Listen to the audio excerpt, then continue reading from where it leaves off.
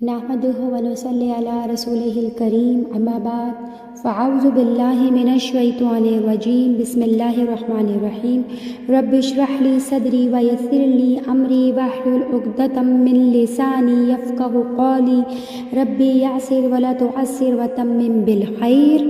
آج ہم اسٹارٹ کر رہے ہیں پارہ نمبر 2 سیاکون، لیکن پارہ نمبر 1 کی یاد رہنے والی باتیں کچھ ہم دیکھیں گے جو ہم نے پڑھی تھی، اس کی ہم یاد دہانی کریں گے۔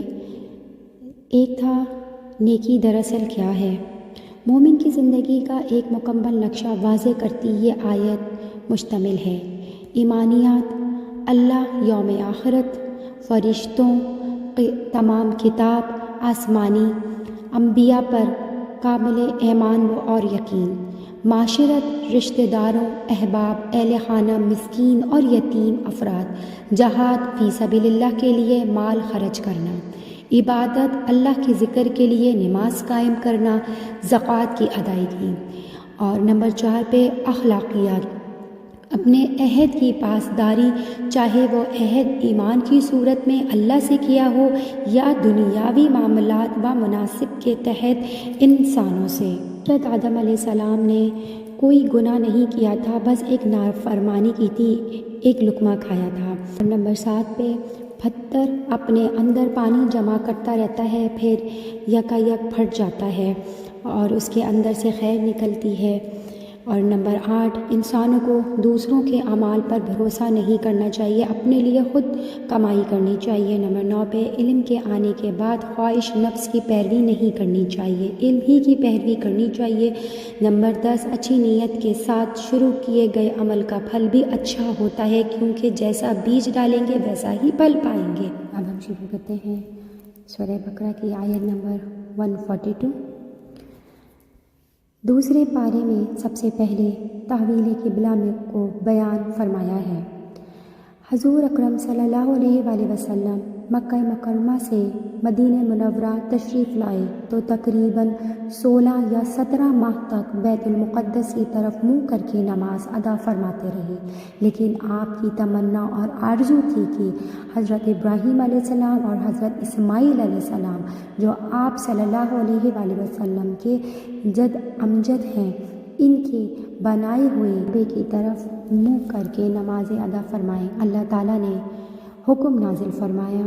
آیت نمبر 143، اس حکم کے نازل ہونے پر یہودی آپ صلی اللہ علیہ وآلہ وسلم پر اعتراض کرنے لگے کہ یہ کیسے اللہ کے پیغمبر ہیں، کبھی قبلہ بیت المقدس کو بناتے ہیں اور کبھی بیت اللہ کو۔ تو یہود کو جواب دیا گیا آیت نمبر 144 میں، اے میرے پیغمبر، آپ کہہ دیجئے کہ مشرق و مغرب سب اللہ تعالیٰ ہی کے ہیں۔ آیت نمبر 145، یہود زخری کی طرف رخ کرتے تھے اور نصارہ عبادت میں مشرق حصے کی طرف رخ کرتے تھے۔ اپنے اوپر ظلم کرنا کیا ہے؟ علم آنے کے بعد خواہشات کی پیروی کرنا۔ آیت نمبر 146، سے بڑا ظلم کیا ہے؟ علم آ جانے کے بعد حق کو چھپانا۔ رسول اللہ صلی اللہ علیہ وآلہ وسلم نے فرمایا، جس شخص سے علم کی کوئی بات چھپی جائے اور اسے وہ چھپا دے تو روز قیامت اس کے منہ میں آگ کی لگام میں سے ایک لگام لگائی جائے گی۔ آیت نمبر 148، ہر شخص کی زندگی کا ایک محور، سینٹر آف اٹریکشن ہوتا ہے۔ آیت نمبر 149، اس میں علماء کا اتفاق ہے کہ فرض نماز کے وقت قبلے کی طرف رخ کرنا لازم ہے، اس کے بغیر نماز نہیں ہوتی۔ جو اللہ سے ڈرے گا وہ اللہ کی طرف راغب ہوگا، جو اللہ کی طرف راغب ہوگا وہ اس کے احکامات کی پابندی کرے گا۔ آیت نمبر 151، مقام پر حضور اکرم صلی اللہ علیہ وآلہ وسلم کو بھیجنے کے بنیادی طور پر 4 مقاصد بیان کیے گئے ہیں۔ پہلا مقصد تلاوت آیت، دوسرا مقصد تزکیہ نفوس، تیسرا مقصد کتاب کی تعلیم اور چوتھا مقصد حکمت کی تعلیم ہے۔ یہ مضمون قرآن کریم کے مختلف مقامات پر بیان کیے گئے ہیں۔ آیت نمبر 152، اللہ تعالیٰ کا ذکر ہر چیز سے بہتر ہے۔ آیت نمبر 153 ذکر کے بعد شکر کے بعد یہاں صبر کا ذکر آیا ہے، جس کی زندگی میں 3 چیزیں شامل ہو جائیں: ذکر، اللہ کی یاد، شکر اللہ کی نعمتوں پر محبت کا رویہ اور بہترین عمل کا رویہ، صبر مشکلات آنے پر صبر کا رویہ، اور ان تمام چیزوں میں مددگار ہوتی ہے نماز۔ آیت نمبر 154 سب سے زیادہ صبر موت کے وقت کرنا چاہیے۔ اس آیت میں شہادت کی بات کی گئی ہے۔ آیت نمبر 155 کون کون سی آزمائشیں؟ نمبر 1 خوف، دشمن مستقبل کا خوف۔ نمبر 2 بھوک، فاقہ یا جاب چلے جانے کا ڈر، جان کی کمی، اولاد کا فوت ہو جانا، مال کی کمی، مال ضائع ہونا، پھلوں کی کمی، پھل زندگی کا آخری نتیجہ ہوتا ہے، اس کا ضائع ہو جانا، یعنی ساری زندگی کام کیا اور جب آخری نتیجہ آیا تو اس کا پھل کھانا نصیب نہ ہو، یہ انسان کے لیے بڑے تکلیف دہ مرحلہ ہوتا ہے اور بہت بڑی آزمائش بھی۔ تو ہمیں کس چیز سے کام لینا چاہیے؟ صبر سے۔ صبر کا اجر ملتا ہے اور جس کے اندر خوشخبری بھی ہے، خیر کثیر بھی ہے، بے حساب اجر بھی ہے اور مغفرت بھی ہے۔ صبر کا اظہار کیسے ہوگا؟ صبر کا اظہار رویہ اور ہماری باتوں سے ہوگا۔ آیت نمبر 156 مصیبت آنے پر یا مصیبت کی بات یاد آنے پر سب سے پہلا جملہ جو منہ سے نکلنا چاہیے وہ ہے اِنَّ لِلَّهِ وَإِنَّا إِلَيْهِ راجعون۔ پھر اس کے بعد آیت نمبر 157 صبر کرنے والوں کے لیے 3 نعمتیں ہیں: اللہ کی رضا، اللہ کی رحمت، اللہ کی ہدایت۔ آیت نمبر 158 میں صبر کی عظیم ترین مثال ہے۔ زمانہ جاہلیت میں صفا اور مروہ پر بت رکھے ہوئے تھے تو مسلمان ان کا طواف کرنے سے بچتے تھے اور اس کو دور کرتے ہوئے فرمایا کہ صفا مروہ کی صحیح شعائر اسلام میں سے ہے، لہٰذا ان کا طواف کرنے میں کوئی حرج نہیں۔ آیت نمبر 161 اللہ کی رحمت سے کون محروم رہتے ہیں؟ جو لوگ آخرت، فرشتوں، تقدیر کا انکار کرتے ہوئے دنیا سے جائیں۔ آیت نمبر 163 ہم سب کا معبود ایک الہ، ایک رب ہے، اس کے سوا کوئی دوسرے کو اس کی عبادت کے لائق نہیں اور نہ ہی کوئی اس کا شریک ہے۔ آیت نمبر 164 اگر کسی تک پیغمبر کا پیغام نہ بھی پہنچے، حدیث نہ بھی پہنچے، کوئی دعوت دینے والا نہ بھی پہنچے، پھر بھی یہ ساری نشانیاں رب کی طرف دعوت دے رہی ہیں کہ ان سب کا بنانے والا ہی عبادت کے لائق ہے۔ آیت نمبر 165 مخلوق کی محبت چاہے وہ آسمان و زمین کی ہو، چاہے کسی انسان یا کسی بت کی ہو، اگر وہ محبت حد سے بڑھ جائے اور اللہ کی محبت سے زیادہ ہو جائے تو وہ شرک ہے۔ آیت نمبر 167 حسرت کے 3 مواقع ہیں: نافرمان، نمبر 2 موت کے وقت حسرت کا شکار ہوں گے، قبر میں حسرت کا شکار ہوں گے، آخرت میں حسرت کا شکار ہوں گے۔ سورہ بقرہ ایک بہت جامع سورت ہے۔ آیت نمبر 168 سب انسانوں کے فائدے کی بات بتا دی گئی۔ کھانے کے 2 اصول ہیں: حلال اور طیب، عمدہ ہو، خوش ذائقہ ہو۔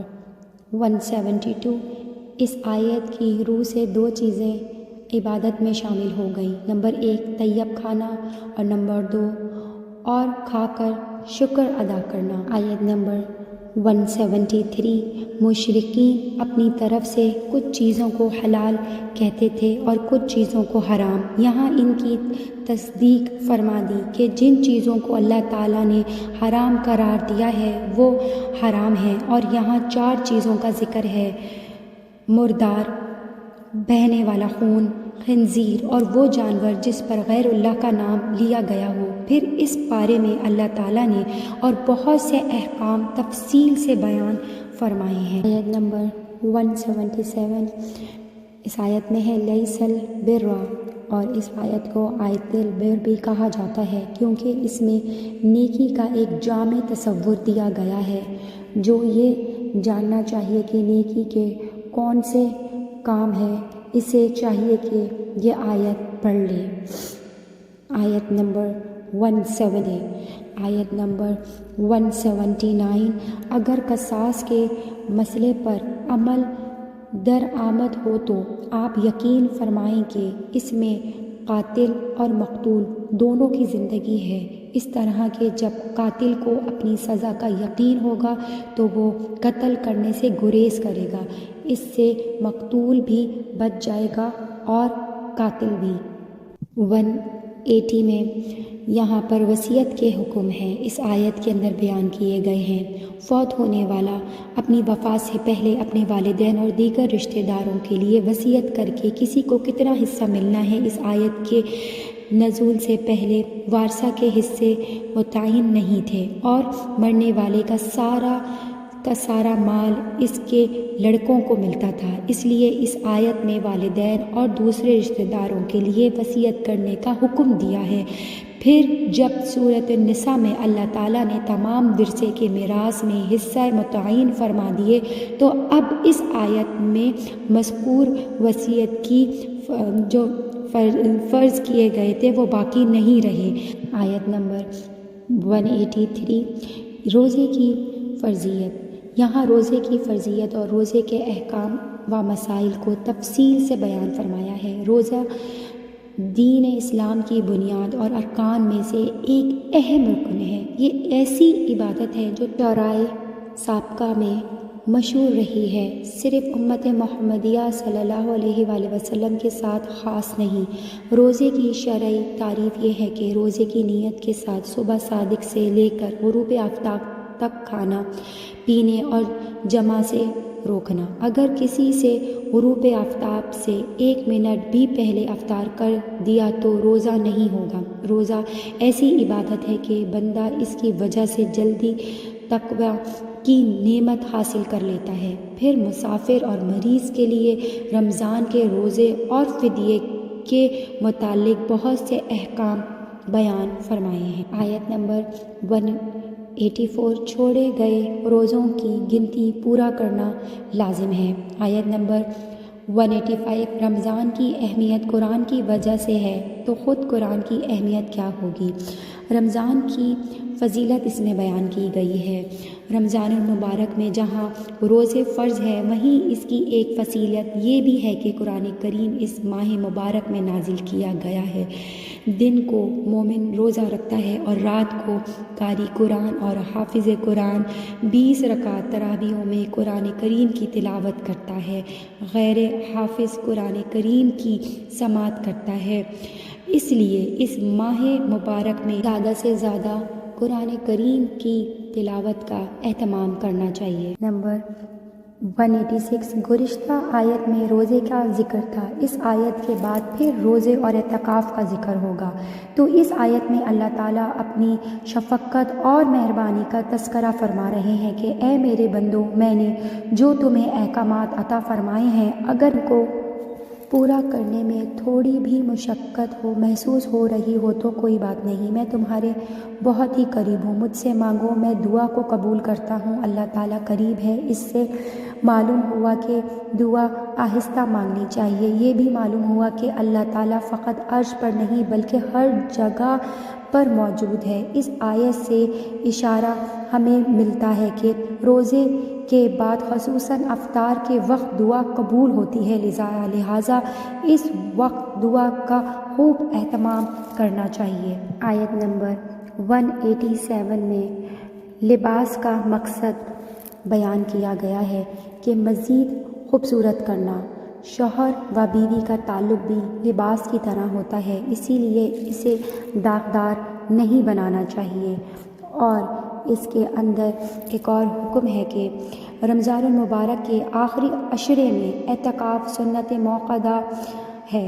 مرد مسجد میں کریں گے، ایسی مسجد میں اعتکاف کریں جس میں نماز با جماعت ہوتی ہو، جبکہ خواتین اپنے گھروں میں مخصوص جگہوں میں اعتکاف کریں۔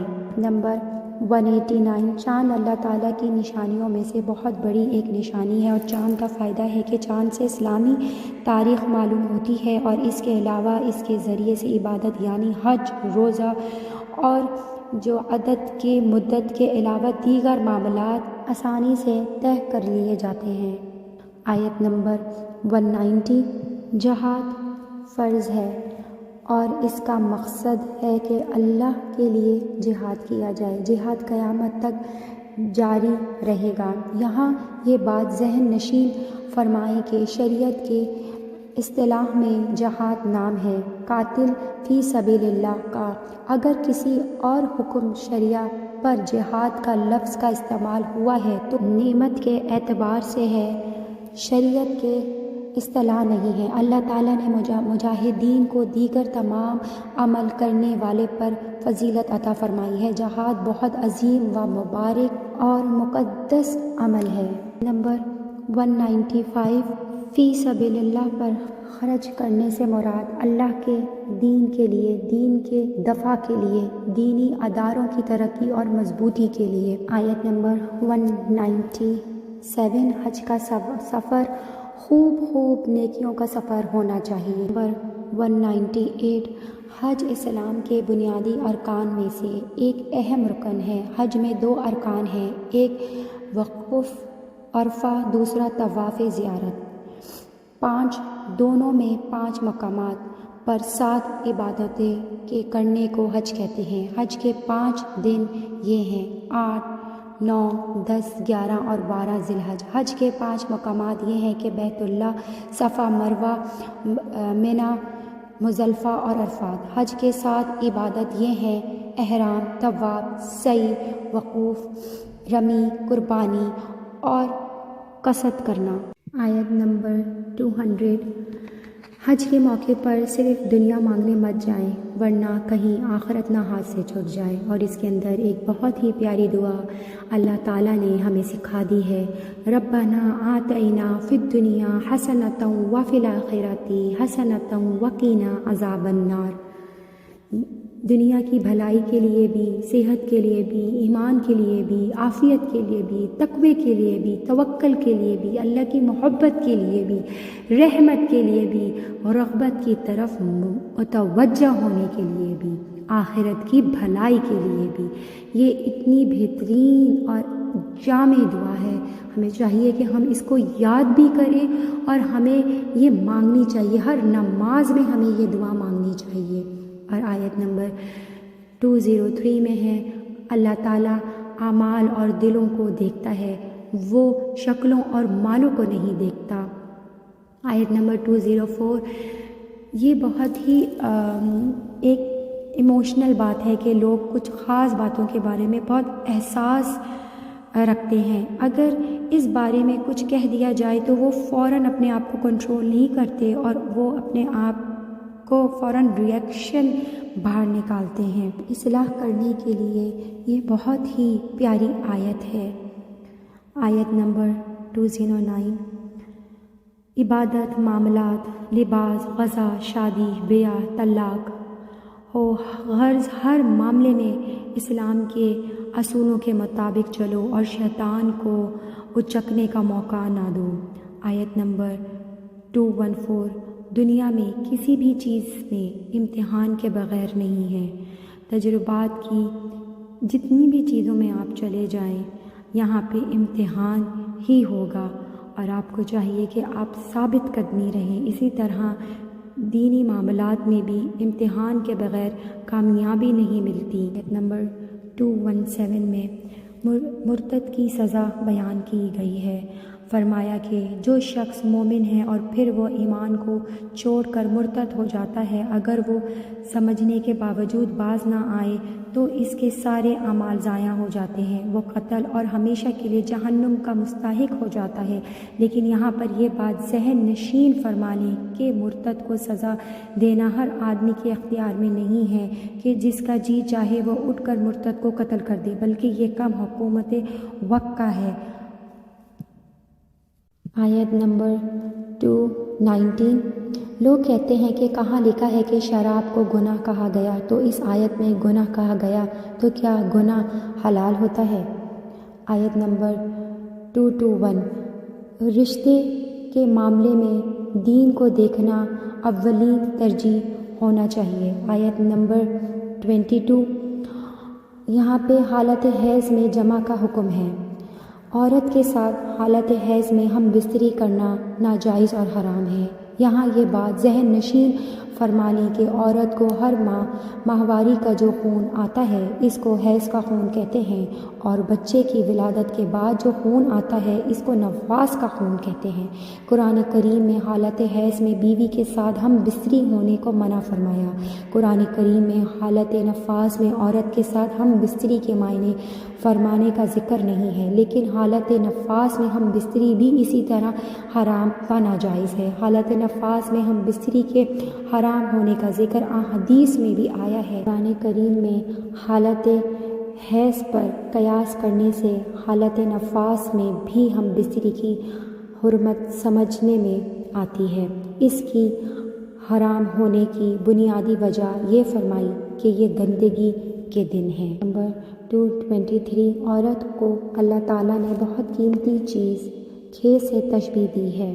آیت نمبر 226 بیوی سے ترک تعلق کی قسم کھانا ہے۔ 4 ماہ تک قسم کھانے کے بعد رجوع کر سکتے ہیں۔ اگر 4 ماہ سے پہلے رجوع کر لیا تو قسم توڑنے کا کفارہ دینا ہوگا۔ 4 ماہ کے گزرنے کے بعد اس معاملے کو مزید طویل نہیں کیا جا سکتا، رجوع کریں یا تو پھر الگ ہو جائیں۔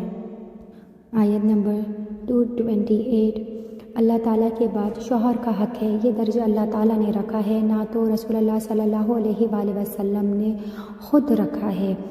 آیت نمبر 229 طلاق کے مسئلے کی تفصیلات بیان فرمائی ہیں۔ طلاق کے بارے میں ذہن نشین فرمانے کے ایک طلاق دے دی تو ایک موقع ہوگا، 2 طلاقیں دیں تو 2 موقع ہوں گے۔ اگر ایک مجلس میں الگ الگ 3 طلاقیں یا اکٹھی ایک ہی کلمے سے 3 طلاقیں دی تو تینوں واقع ہو جائیں گی۔ نمبر 231 مرد کو حکم دیا جا رہا ہے کہ عورت کو تکلیف نہ دو، یہ بھی کہ مرد یہ نہ سمجھے کہ اس کو کوئی پوچھنے والا نہیں۔ آیت نمبر 223 اس کے اندر بچے کے دودھ پینے کا مسئلہ بیان کیا گیا کہ وہ 2 سال تک مائیں اپنے بچوں کو دودھ پلائیں۔ اسلام نے دودھ پیتے بچے کے حقوق کا بھی خیال رکھا ہے کہ مدت ریاضت تک کو بیان کیا کہ کتنی مدت ہونی چاہیے۔ اگر کوئی بچہ مدت ریاضت میں کسی اجنبی عورت کا دودھ پی لے تو وہ بچہ اس کا رضائی بیٹا اور وہ عورت اس کی رضائی ماں بن جاتی ہے۔ جس طرح حقیقی نسب کے ساتھ رشتے حرام ہو جاتے ہیں تو اسی طرح رضاعت کی وجہ سے بھی رشتے حرام ہو جاتے ہیں، لیکن جب بھی ایسی کوئی صورت پیش آئے اپنے علماء سے اس کی تفسیر معلوم کر لینا چاہیے۔ نمبر 234 عدت کا مسئلہ۔ پھر عورت کے مسئلے کو بیان فرمایا کہ اگر کسی عورت کو طلاق ہو جائے یا اس کا شوہر فوت ہو جائے تو دونوں صورتوں میں عورت پر عدت لازم ہے۔ متعلقہ عورت کی عدت اگر وہ حیض والی ہو تو 3 حیض ہیں، اگر کسی وجہ سے حیض نہ آتا ہو تو عدت 3 ماہ ہے۔ حاملہ عورت کو طلاق ہو تو اس کی عدت واضح حمل تک ہے۔ شوہر فوت ہو جائے اور عورت حاملہ نہ ہو تو عدت 4 ماہ 10 دن ہے۔ اگر حاملہ ہو تو عدت واضح حمل بچے کے پیدا ہونے تک ہے۔ عدت کے زمانے میں نکاح کا پیغام دینا۔ نمبر 235 میں ہے کہ اگر کوئی عدت میں ہو تو اسے واضح لفظوں میں پیغام نکاح دینا درست نہیں، البتہ اشارتاً یا کنایتاً نکاح کا پیغام دیا جا سکتا ہے، لیکن اس سے پختہ وعدہ نہ لیا جائے۔ 237 میں ہے معاف کرنا تقوی کے قریب ہے اور تقوی کی علامت ہے۔ آیت نمبر 238 اس کے اندر بتایا گیا کہ لڑائی جھگڑوں کے بیچ میں نماز کی بات کی کہ اس کو نہ چھوڑ دینا، صلاۃ پہلے وقت میں ادا کرو۔ وسطیٰ سے مراد عصر کی نماز ہے، اس کو وقت پر ادا کرنی چاہیے کیونکہ نماز عصر دیر کرنا منافقوں کی علامت ہے۔ 241 کس طرح اللہ تعالیٰ عورتوں کے حقوق کی حفاظت کرنے کا فرما رہا ہے۔ متقی تو اللہ کے حکم پر عمل کرتے ہیں۔ آیت نمبر 245 یہ مدنی صورت ہے جس میں آپ پر سال میں 1 یا 2 بار جنگ مسلط ہوئی، اسی لیے زیادہ سے زیادہ اللہ کے راستے میں صدقہ کرنے کا حکم دیا گیا اور اسے قرضہ حسنہ شمار کیا گیا۔ قرضہ حسنہ وہ قرض ہوتا ہے جس میں ثواب کی امید کی گئی ہو، جو دل کی خوشی سے دیا گیا ہو۔ ابن مبارک کہتے ہیں کہ وہ قرض جو حلال مال سے دیا جائے، جیسے دے کر احسان نہ جتلایا جائے، اذیت نہ دی جائے۔